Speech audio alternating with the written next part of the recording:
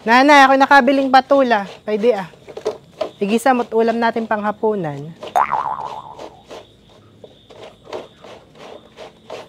Nanay! O bakit naririnig mo?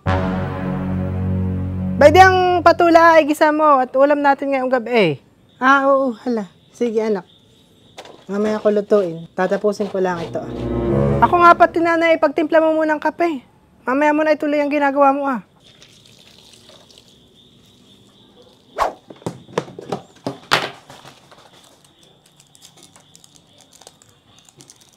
Huwag mong kadamihan ng asukal, nanay. Ang tubig pati kalahating tasa laang.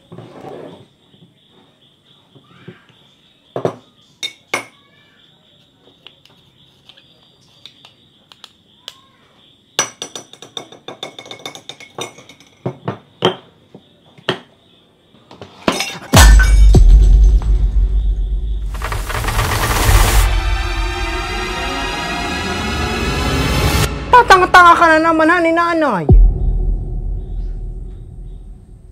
Lahat na lang ng gamit ko binasag mo. Baka hindi mo alam ay ang tasa ko ngayon ay pasalubong pa nung kaibigan kong galing Japan. Tapos ay babasagin mo lang. Paano padalos-dalos, hindi magdandan. Lahat na lang ay binasag mo. Hindi ko naman sinasadya, anak. Aksidente lang naman iyon. Aksidente baga nga sabi mo, ikay patanga-tanga. Wala ka nang gastos dito sa bahay ko. Lahat ay libre. Abay, kasi na yung ikay mag-iingat sa mga pagkelos nang hindi ka na yung... Ha! Pagpati kayo naglalabay kayo, huwag masyadong malakas sa tubig. Ikaw naman hindi siyang nagbabayad. Tsaka nanay, aba, matuto ka namang magtipid ng kuryente. Bakit sinisingil ko sa mga kagastosan mo dito sa pamamahay ko eh? Simutin mo yung mga bubog na yan! Simutin mo yan! Baka'y mapala mo ko sa iyo.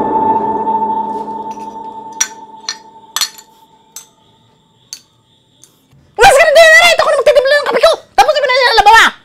At ko pati mag-isa na ito ah! Aba! Esmeralda!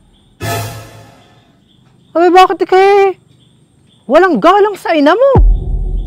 Hindi mo na nire-respeto. Anong klase kang anak? At ikay ganay ang manalita sa magulang mo. Baka hindi mo alam.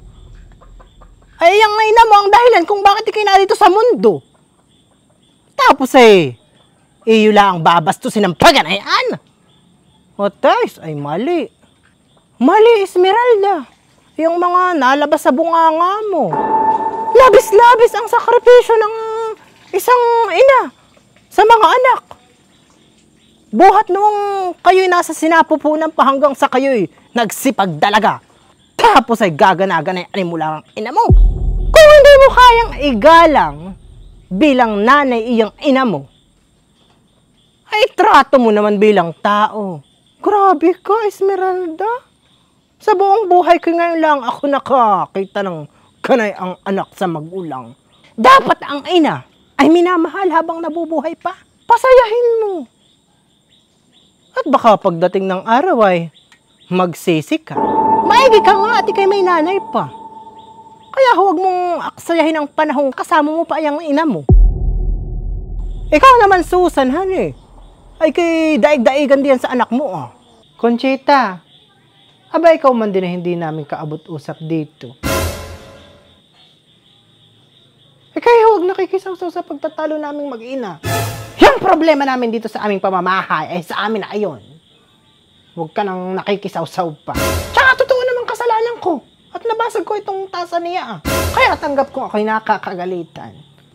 Dalala ang nang galit kaya yung anak ko'y ganay ang magsalita sa akin. Ako pati sanay na hindi nabago sa akin iyan. Kaya kung ikay naiibahan, hanis, ay ang tainga mo'y patahin mo na at nang wala ka nang naririnig. Ay kaya naman pala lalong namimihasa yung anak mo'y kinukonsinti mo pa. Binabastos ka na. Tapos ay iaayo mo pa. Atays, masyado kang pakialamin. Hindi mo naman alam ang kwento ng buhay namin. Ay, bahala pati kayo sa mga buhay ninyo. Ako na nga itong nagmamagandang loob ay parang kasalanan ko, Pampo.